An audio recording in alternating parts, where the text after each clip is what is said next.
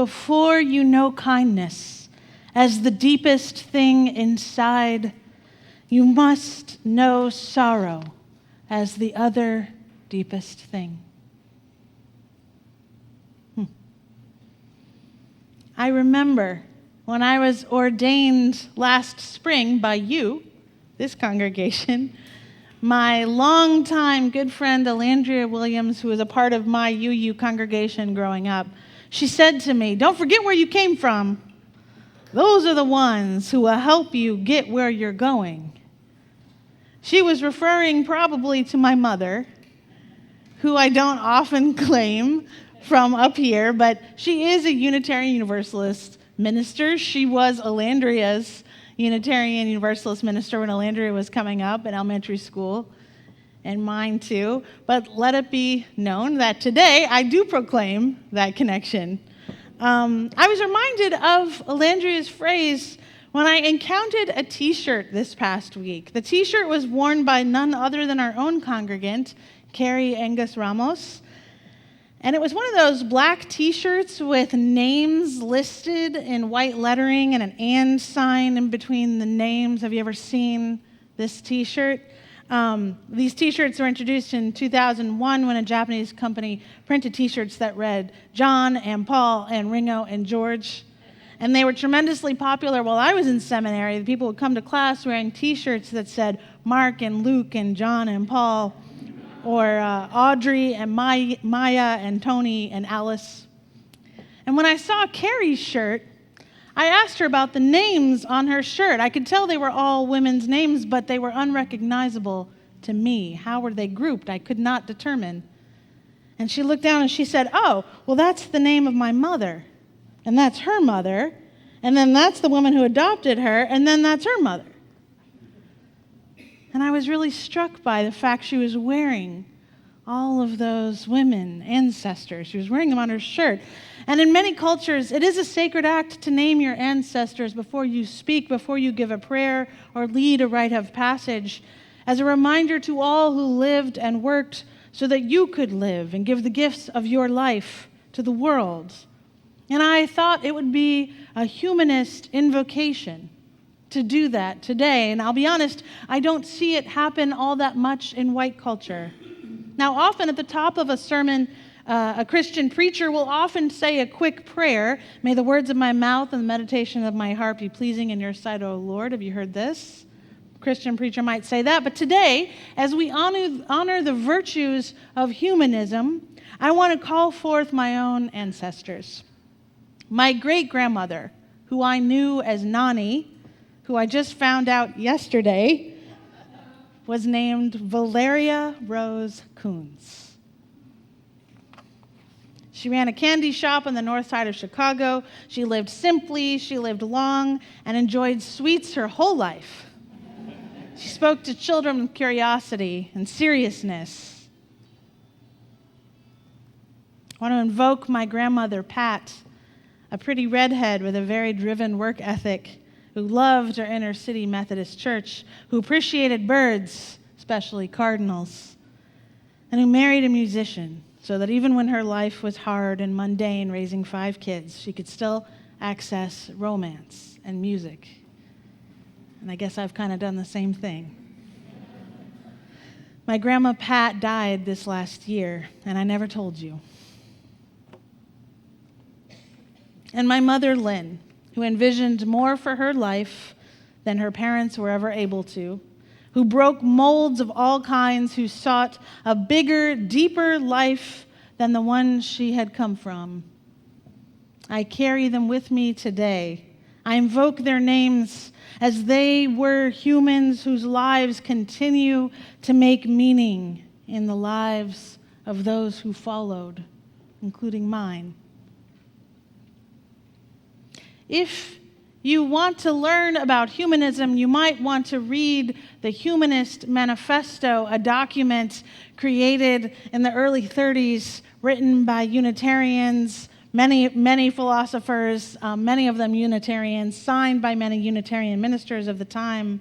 And you would find in there have been other versions of the Humanist Manifesto since then. In the second version, you would find the humanist life stance. Humanism, guided by reason, inspired by compassion, and informed by experience. I'll say it again. Guided by reason, inspired by compassion, and informed by experience. It sounds simple enough, but do we do this? Do we live by this? We may keep to one or even two of these tenets consistently, but often we run into the limits of our own compassion, especially if the experience that informs our lives is an experience of abuse and oppression at human hands. It is humans who ultimately disappoint us as much as they inspire us. And for me, the central humanist question is how to be a humanist. That is, to have faith, ultimate faith in humanity in devastating and disappointing times. How to be a humanist in devastating and disappointing times. The humanist response to the Holocaust was complicated enough that that's what prompted them to create a second humanist manifesto after World War II, taking into account the possibility that human progress is not an inevitability. The second humanist manifesto reads more humble to me and reframes the focus less on ideas and science and appreciation of science and more on human relationality and all of its power and potential.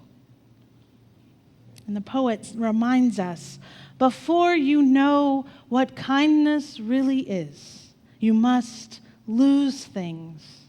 Feel the future dissolve in a moment like salt in a weakened broth.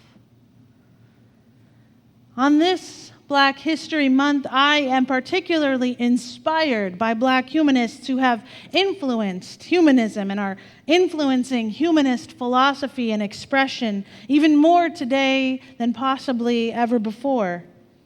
And I choose to focus today not on metaphysical ideas, nor the differences between secular humanism and religious humanism, not on the quality of our beliefs or our non-beliefs, but instead on the quality of our presence, the quality of our commitment to compassion, and the great call of humanism to strive toward a world of mutual care and concern, free of cruelty and its consequences, where differences are resolved cooperatively without resorting to violence. That phrase was all taken from the Humanist Manifesto. I remember growing up, there was a hymn we sang at our staunchly humanist UU congregation in Chicago in the 80s. I remember singing it each Sunday with gusto as a child. I'm going to try to sing it now, and if you know this hymn, please join in. Now, I believe the original lyrics of the hymn did mention God the Father, but the Unitarian hymnal, or just the people who taught it to my congregation, certainly changed the words because that was never a part of it. And I'm going to start low because it gets pretty high. So join in, please, if you know this, please.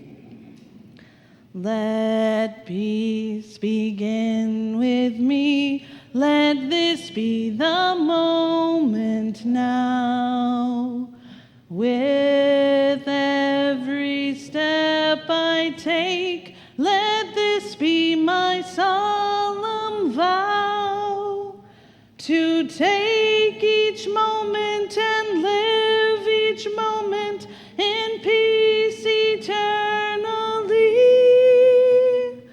Let there be peace on earth, and let it begin with me. You know it. These words were urgent, and they were intimate. They echoed in my brain in strange moments all throughout my childhood. Let there be peace on earth, and let it begin with me. Let this be the moment now. And speaking of this moment now, how many of you, I wonder, have gone walking this week in your neighborhoods? Anybody? Have you noticed the flowers? They are confused. Bright sparks of color. Along my path, I've seen yellow daffodils, purple crocuses, and others, typically symbols of fresh hope, spiritual renewal, and faith that spring will come again. Instead, I found each of them drooping, confused, turned towards the ground. They reflected my own drooping inner hope for a new season of hope and clarity in our political landscape. And instead, nothing is as it should be. Not in our gardens, not on our planet, and certainly not in our democracy. Yet, these flowers persist. Even chunky snowflakes won't pummel them down. Just as inspiring political ideals persist, just as new freedoms persist, blooming up against the odds, even as our administration seeks to trample them one by one, they persist. Yes, we still have beauty's story to tell. Stories of human kindness and connection, stories of resistance and peace, like this week when dozens and dozens of protesters camped out in front of Maimonides Hospital in Brooklyn, fending off ICE agents who had brutally injured someone during an arrest and deportation attempt. I'm sad to say the protesters did not succeed in deterring ICE from deporting that person, but they did voice their resistance. They were there. They witnessed. They were present. And now the mayor of New York City is looking at this issue, is talking about getting ICE out of New York. This is happening. People's resistance is blooming up everywhere, and it will continue. There is always the hope of the human capacity to resist, to reverse course even, to evolve. I had a lot of people mention the political speech of the Republican, whose name is escaping me right now, who spoke out against Romney. That's right. So again, human capacity to evolve, to reverse course. There is hope for each one of us to treat each other with greater compassion, to recognize ourselves and each other. And if not our specific sorrow, to know that each of us have touched sorrow. As the poet reminds us, sorrow is the other side of kindness, and we all have known sorrow. What you held in your hand, what you counted and carefully saved, all this must go, so you know how desolate the landscape can be between the regions of kindness. Ijoma Uolo, who was the 2018 winner of the Feminist Humanist Award, and she is the author of the book, So You Want to Talk About Race, she said this at the annual Humanist Association's gathering.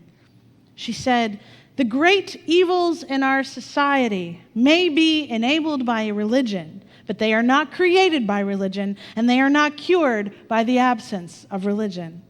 There are many people in our circles who are seeing the rise of Black Lives Matter as a threat to their white supremacy, and the rise of the Me Too movement as a threat to their role in the patriarchy. They don't even understand that they've decided to take a stance against those movements. Uolo said, "I am seeing the strain in our circles from people who think we have pushed for too much equality, that we've been too divisive in deciding that the white male default is no longer acceptable, and who are very threatened by the thought that they may not always be at the very center of their movements, and may even prefer to burn it to the ground rather than reevaluate their roles in society." Uolo says, "Where it has been easy for you to be a part of the system is where it will be easiest for you to change the system. But that requires really painful work. It requires being willing to see yourself as less great and more human." Uolo goes on to say, "I am saying this because I don't think it's why any of you signed on to humanism." And remember, she's saying this to a room full of humanists. "But it is very intoxicating. We live in a society where the privilege you have feels like the air you breathe. The moment any of that is threatened, you feel like you're suffocating, while those of us who have never had enough clean air to breathe are just gasping for a simple breath. What I need is for you to not always be looking for the harm others are doing, but look for the harm you have done." I'm going to say this again. She said, "What I need is for you to not always be looking for the harm others are doing, but look for the harm you have done." These days, I know it is seductive to look for the harm others are doing. I mean, there's a lot. It is seductive to hyperbolically announce the end of the republic or the death of democracy, but I don't believe that is what is happening here. We are experiencing an apocalypse in the humanist sense of that word, an uncovering. That's what the apocalypse means, uncovering of the shadow side of our political system and many of the other systems that have been foundational to our society. And in the meantime, as this uncovering is going on, we must do the work that is ours, of seeing ourselves and how we have benefited from those shadows. We look not always for the harm others are doing, but we also must look for the harm we have done and may still be doing. We must harbor a laser-sharp clarity that zeroes in on the truth and names all those serious threats to democracy and to justice, all the while doing the hard work on ourselves. If we are to claim humanism as a sacred and historical source for our religious tradition, then we must not become too distracted by the quality of our beliefs, but stay focused on the quality of our presence. That means if someone is telling you about their lived experience, then as a humanist, you must understand they are not inviting you into a winnable argument or a competition. You cannot debate someone out of their experience. If we are to take seriously that humanism is informed by experience, well then we must be willing and wonderstruck to each other's stories, each other's lives. Willing and wonderstruck. Remember that phrase from last month's sermon. It still works well here. Help me understand. Not, oh yeah, but let me tell you about my life. Not, oh yeah, I already know that. No.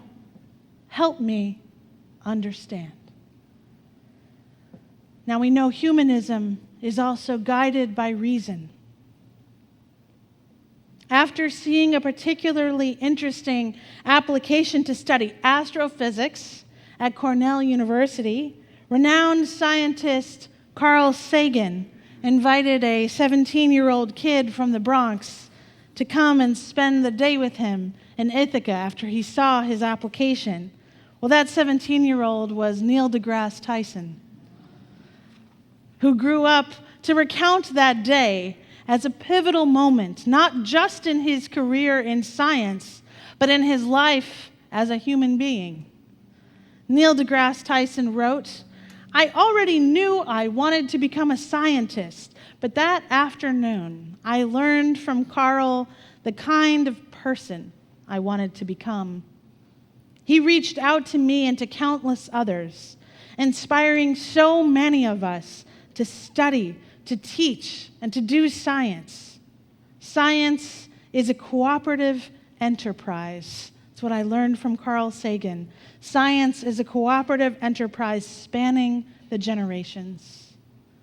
See, Carl Sagan he didn't have to do that. He didn't have to spend the day with him to give him lessons in how to be a compassionate, warm person.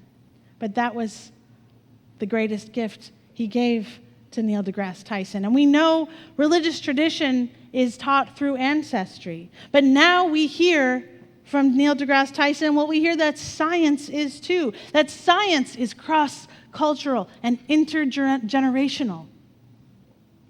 Now, I recently listened to a theological conversation between two great leaders across generations, to the civil rights leader and activist and writer Ruby Sales, and a conversation she had with the artist and Black Lives Matter founder Patrisse Cullors. And in a conversation that they had with Krista Tippett of On Being, Sales spoke about how religion affected her ethic and her motivation for civil rights and for justice. And she wonders aloud how the Black Lives Matter movement is engaging theology. So I want to just share with you a little excerpt of this conversation. Ruby Sales said, "None of us considered ourselves to be religious in the way that our parents and our grandparents were. And there was a lot of religion, but we were rejecting so much of what we'd grown up with.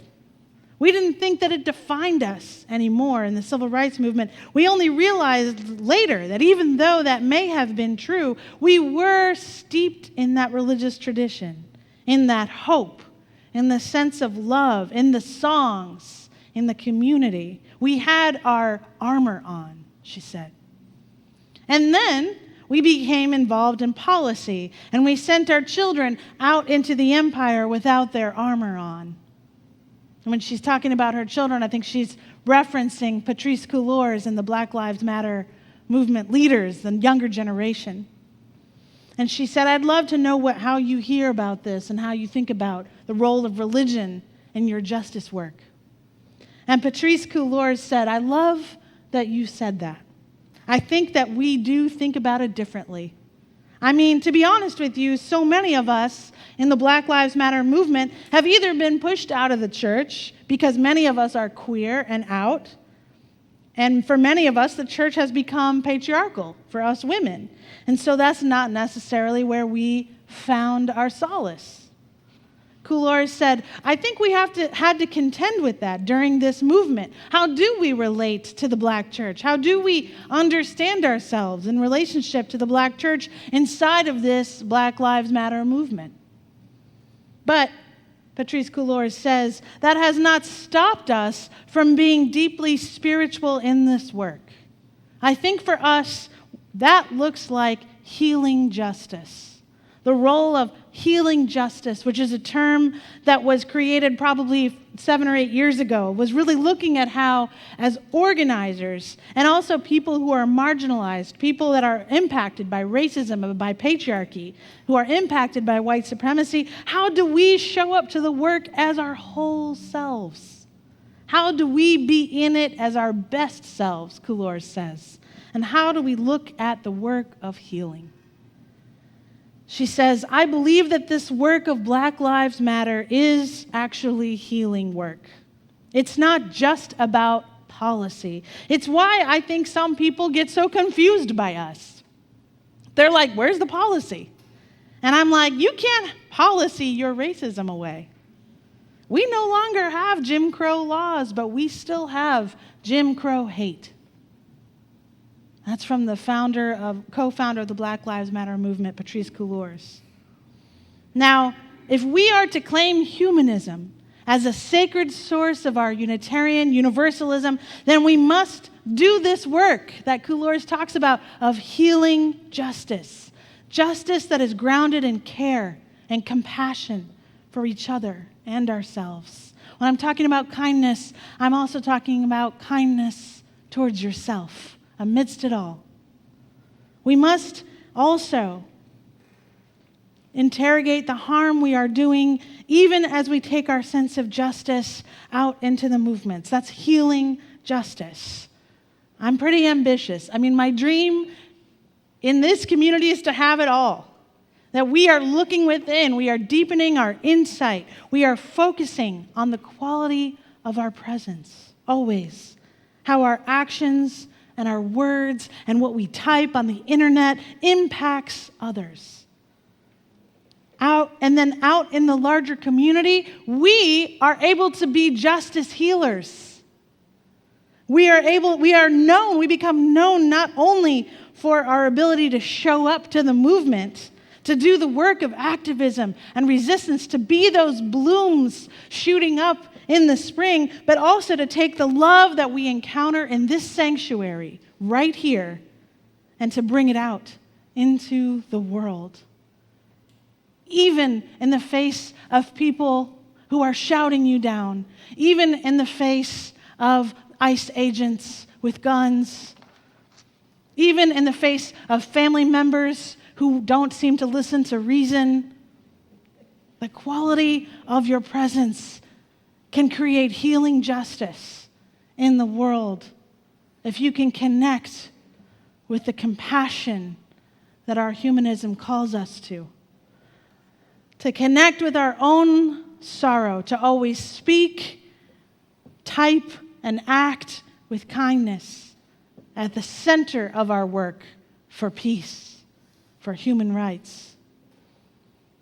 From the American Humanist Association's executive director, Fred Edwards, he writes, "Even in critique, humanism is tolerant, defending the rights of all people to choose other ways, to speak and to write freely, to live their lives according to their own lights. So the choice is yours. Are you a humanist? You needn't answer yes or no, for it isn't an either-or proposition. Humanism is yours to adopt or to simply draw from. You may take a little or a lot, sip from the cup or drink it to the dregs. It is up to you." Before you know kindness as the deepest thing inside, you must know sorrow as the other deepest thing. You must wake up with sorrow.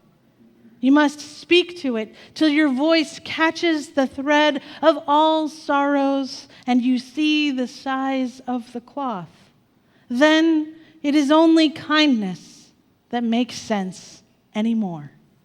Only kindness that ties your shoes and sends you out into the day to gaze at bread. Only kindness that raises its head from the crowd of the world to say, "It is I you have been looking for." And then goes with you everywhere, like a shadow or a friend. Amen. May it be so.